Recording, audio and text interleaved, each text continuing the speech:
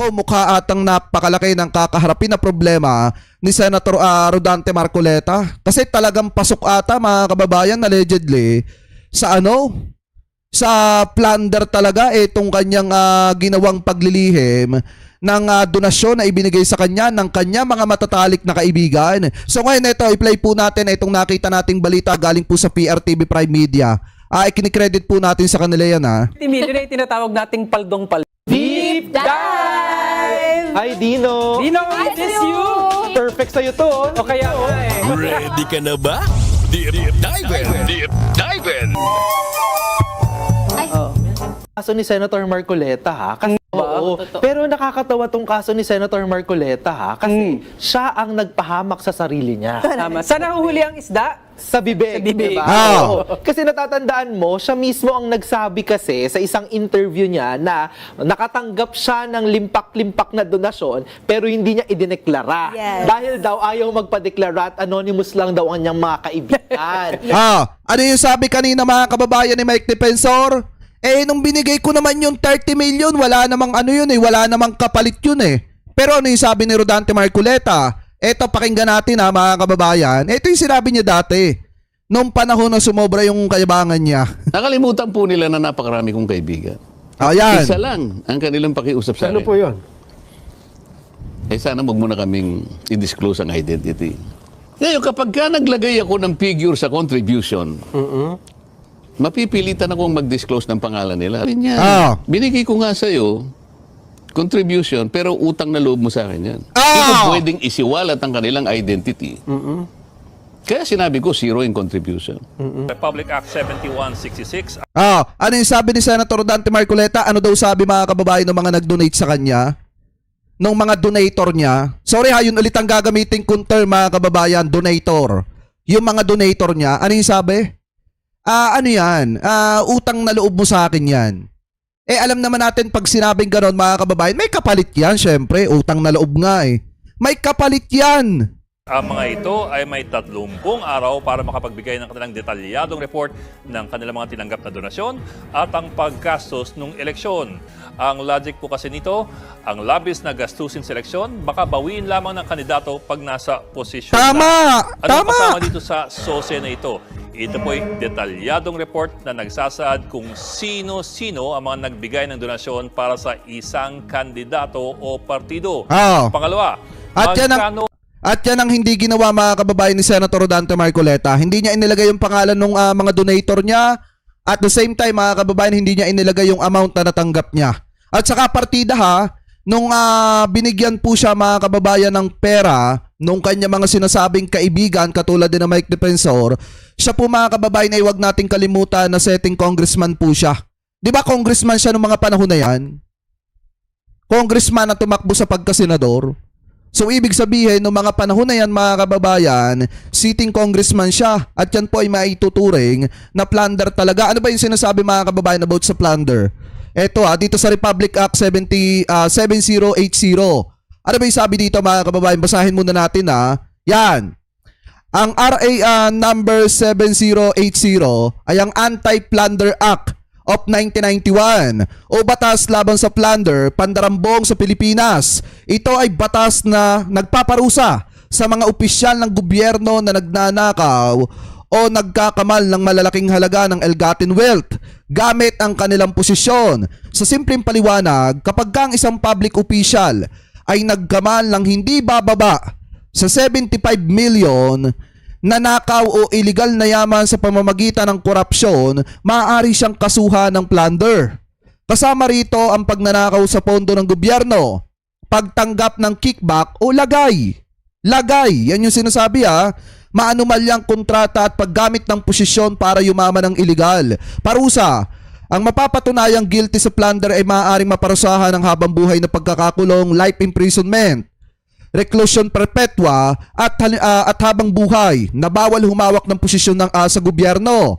Halimbawa, kapag may opisyal na tumanggap ng kickback sa proyekto ng gobyerno, gumagamit ng dummy companies at nakaipon. Ito yung pangatlo mga kababayan at nakaipon ng higit 75 million mula sa korupsyon, maaari siyang kasuhan sa ilalim ng Republic Act 7080 o anti-plunder law. Ibig sabihin, 'di ba mga kababayan, nung may nag-donate kay Senator Dante Marcoleta ng 75 million pesos at hindi niya i-disclose yan sa kanyang sose at inlihim niya yan mga kababayan at noong mga panahon na yon, siya ay sitting congressman, isa lang ibig sabihin yan mga kababayan, maaaring pasok po yan sa plunder. Ano po ngayon, ituloy pa natin itong nakita nating yan.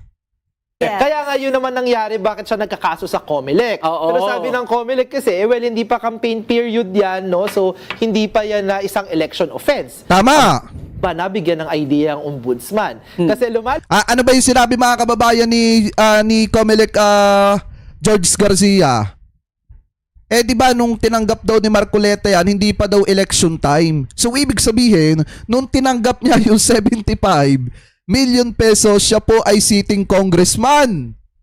At isa lang ibig sabihin yan mga kababayan, talagang indirect bribery nga yan o kaya plunder talaga mga kababayan. Kasi nga, sitting congressman siya noong mga panahon na yan eh. Di ba? Ituloy pa natin. alabas, kahit hindi pa election nun, kayo po ay isang sitting congressman, isang diba? public official na tumanggap ng milyon-milyon. Nakamaleta kaya yon?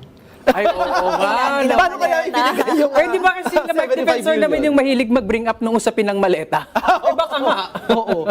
In fairness din kay congressman, dating congressman Mike Defensor, alam nyo, pwede ata siyang tatakbo ba yan sa Senado? Ano yung sabi mga kababayan ni Mike Defensor kanina? Hindi ko malaman bakit naging plunder yun. Hindi naman siya nagnakaw sa pera ng bayan. Sariling pera ko naman yung binigay ko. Bakit naging indirect bribery yun? Wala namang kapalit. Wala naman akong hininging kapalit. Pero sinabi ni Marcoleta dito, utang na loob daw.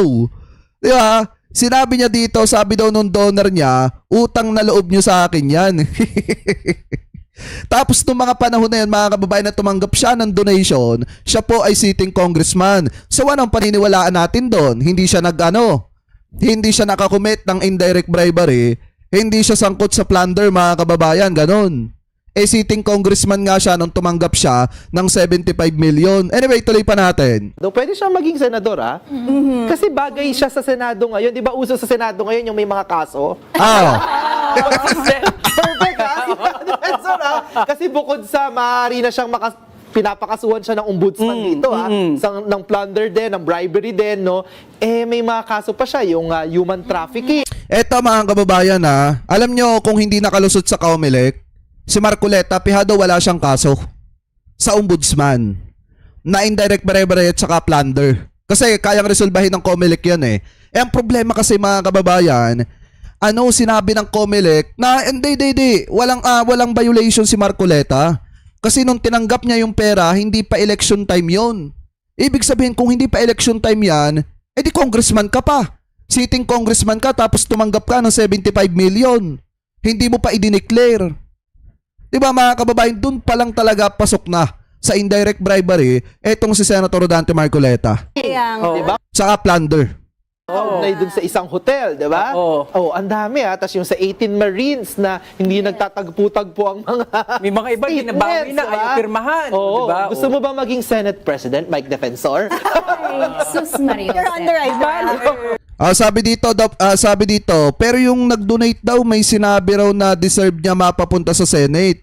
The purpose of donation is for him to be senator. Kaso nga lang ang problema, kaya nga siya hindi nagka-problema dun sa SOSE. Kasi nung tinanggap niya yung donation, hindi pa election time. Ibig sabihin, sitting congressman pa siya noong mga panahon na yon.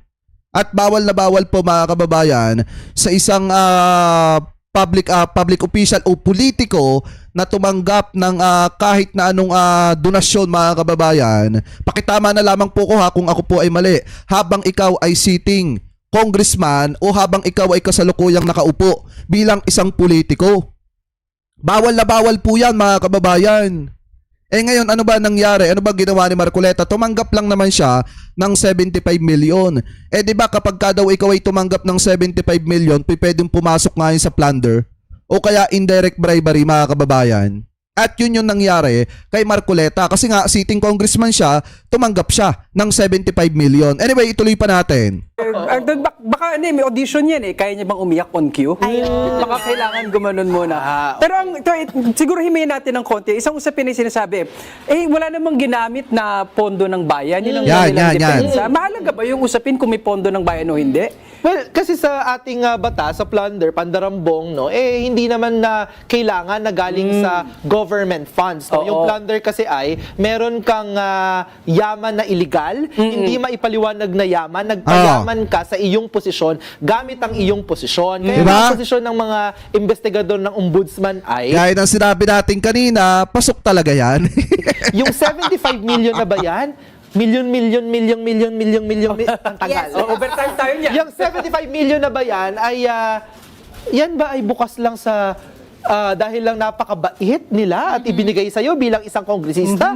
O ito ba ay isang panunuhol? Ito ba ay may hinihinging kapalit dahil ikaw ay nakaupo bilang isang kongresista, diba? Eto, analyze nyo mga kababayan to. Ano ba yung sinabi niya dito? Ulitin natin. Kung may kapalit ba yan or wala? Po nila na napakarami kong kaibigan. Isa lang ang kanilang pakiusap sa akin. Ano po yun? Sana wag mo na kaming i-disclose ang identity. Ngayon, kapag ka naglagay ako ng figure sa contribution, mapipilitan akong mag-disclose ng pangalan nila. Sabi niya, binigay ko nga sa'yo, contribution, pero utang na loob mo sa akin yan. Hindi pwedeng isiwalat ang kanilang identity. Mga kababayan, doon pa lang sa term na yon, binigay ko nga sa iyo yung contribution na yan. Binigay ko nga sa iyo yung pera na yan, pero utang na loob mo sa akin yan. Ano ibig sabihin niya? Ano ibig sabihin pag sinabihang kailangan tumanaw ka? O kailangan tanawin mong utang na loob sa akin yan? Di yung utang na loob na yan, mga kababayan, tandaan nyo, once na naningil yung nagbigay ng donation sa kanya, naningil ng patungkol do sa utang na loob, at may hininging kapalit yon, mga kababayan, hindi siya pwedeng humindi kasi utang na loob yung pinag-uusapan dito. So meaning, sa huli, ang ending niyan, may kapalit din yan. Imposibleng wala. Ano po ngayon, balik tayo dito. Kasi ako nagtataka, dahil na-involve naman tayo sa development sector, bilang isang donor institution, katakot-takot na mga papeles ang kailangan mong ipakita Tama. at ipatunay na ikaw ay isang lehitimong foundation. Okay. Na lehitimong willing at dapat tumatanggap ng donation. At kung ikaw ay isang private individual na bibigyan ng 30 million, para saan yun? May transaction ba? May binili ba? Anong kapalit? Oo. Diba? So, kaya, tulong ba? Ba't ka magdo-donate sa isang private individual? Right. At kung ikaw naman ay nakaupong halal ng bayan, hindi ba naiisip na parang ang pangit ng tingin na ito, na ako ay nakaupo at may kapangyarihan at tumatanggap ako ng pera? Tama. Hindi napakababa ng bar ng pagiging ng ethical standard sa mga public officials natin? Hindi nga lang pangit tignan talagang illegal, no? Tumanggap ng pera Correct. ng isang public Yeah. official kasi maaaring maimpluwensyahan ka sa iyong posisyon, 'di ba? Nasa position of power ka, 'di ba? So kaya hindi dapat tumatanggap ng ganyang ng pera, no? Lalo na kung milyon-milyon. Tsaka kung yun nga yung sa elements ng plunder, mukhang ina-argue ng ombudsman na pumapasok kasi at hindi lang one time. Oo, bukod sa public official siya, serye na nakatanggap siya ng pera, 'di ba? 3 beses 'yon. Tsaka mga kababayan, ako bilib din naman ako dito kay Senator Dante Marcoleta. Doon pa lang sa term na sinabing utang na loob mo sa akin yan, bakit mo tinanggap? Di ba dapat makakahalata ka na? O parang mahirap tanggapin to. Di ba kung may isip ka sana, iisipin mo na, bakit sinabi niya na utang na loob mo sa akin yan? Mahirap tanggapin to. Baka mamaya yung pagka dumating na yung time na kailangan niya na maningil ng utang na loob sa akin, baka matindi yung hingi nitong kapalit tapos mapahamak pa yung posisyon ko. Di ba? Kung magaling lang siya mag-isip, may isip niya yun eh. Pero kung ikaw ay nakatuon lang dun sa pera, syempre, di mo na maiisip yun. No, iba't ibang mga tao. Iba na maiisip Tas yun. pangalaw, bukod pa doon, bukod sa serye yon, maaaring ang panunuhol, di ba? Dahil Tama. saan ba? Every day, I choose Head and Shoulders, and I Di ba mga kababayan, doon pa lang talagang grabe yun. Alam naman natin pare-pares na kapag kang pinag-uusapan, utang na loob, walang katapusan na bayaran yan. Lalo na hindi pa idineklara yan ni... Di bali na sana mga kababayan kung ang sinabi sa kanya, o sige, eto, pauutangin kita ng 30 million pero pagka nakaluwag ka na, bayaran mo ko. Di ba, ibalik mo na lang yung pera, okay na tayo. Yun mga kababayan, iba-iba pa yun. Pero pagka sinabi kasing, yun na yung pera na yan, pero utang na loob mo sa akin yan ibang usapan yan mga kababayan. Senator Marcoleta. Sa kanyang SALN or dun sa state Sa SOSE. state Oo. expenditures. Sa akin, ibalik natin dun sa usapin dun kasi ng ethics di ba? When you are in public office, may expectation sa'yo na ikaw ay magiging fair, magiging impartial. Ang priority mo ay yung mismong interest, mga, ano yung tawag? The dreams of the nation, kumbaga. Di ba? And ang problem, pagka tumatanggap ka ng ganito kalaking pera, 30 million, 25 million, 20 million, may nabubuong some kind of indebtedness. Kasi kung sino yung nagbigay sa'yo, kahit pa sabihin mo na nung tinanggap mo yan walang kapalit, pwede siyang bumalik to remind you, o teka lang, boss, binigyan kita ng ganitong pera, can you make decisions in this certain aspect? Tama, kumbaga, tama yan. Yung pagtanggap mo ng pera makes you beholden dun sa kung sinong nagbigay. Diba? Pangalawa, kahit na walang beholdenness for now, yung conflict of interest ng kanino bang interest yung nire-represent mo kung public office or public, kung senador ka. Tama yung sinasabi dito, pwede talaga ma-impluwensyahan yung pagiging senador niya. Dahil doon sa tinanggap niyang donasyon, once na umungot, etong si defensor sa kanya. Diba? Sa China. Diba? Ay, Exactly. Nadali Diba? ba yun? Kanino? Dapat yung interest ng mga mamamayan ang nire-represent mo dyan. Mamamayan. Baka nga mga kababayan, ito minsan naiisip ko nga baka nga mga kababayan, itong si Marcoleta, pinakausapan lang ni Mike Defensor para ipresenta itong si Gutesa. Diba? Baka nga mamaya sinabi ni Mike Defensor, ito total naman meron akong natanggap na 150 million allegedly mga kababayan. Kasi 'di ba lumabas yung usapin na yan, yung about kay Man Scarpio na nagbigay ng 150 million kay Mike Defensor. Baka mamaya pinakiusap na lang kay Marcoleta, ito pagtiyagaan na lang natin tong si Gutesa. Pagtiyagaan na lang natin to. Presenta mo na lang, pabasahin mo na lang. Okay na yan. Pag nakalusot yan, okay na ako. Di ba baka mamaya ganun nga mga kababayan yung nila yung ginawa nila, kaya kahit palpak si Gutesa doon sa paglabas niya, at kahit sablay-sablay yung sinasabi, pinagtsatsagaan ni Rodante Marcoleta.